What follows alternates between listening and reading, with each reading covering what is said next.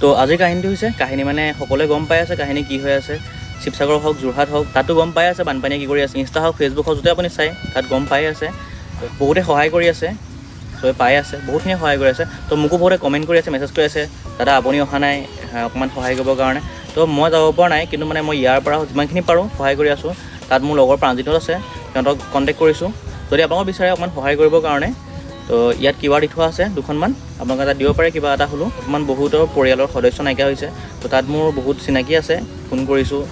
বেয়াও লাগিছে, বহুতে মোক ফোন কৰি কিছুমানে কান্দিও দিছে যে এনেকৈ মোৰ ওচৰতেই গুচি গ'ল, মোৰ ভণ্টি হওক, মোৰ ভাইটি গুচি গ'ল, মোৰ লগৰ ছোৱালী এজনী ফোন কৰিছোঁ। তো তেওঁ বহুত পুৰণা চিনাকি, তাতে ফোন কৰিছিলোঁ। তেওঁ কৈছে মোৰ লগৰ ছোৱালী এজনী মাক বাপেক নাই, আইতাকৰ লগত থাকে, পঢ়ি আছিলে তাই।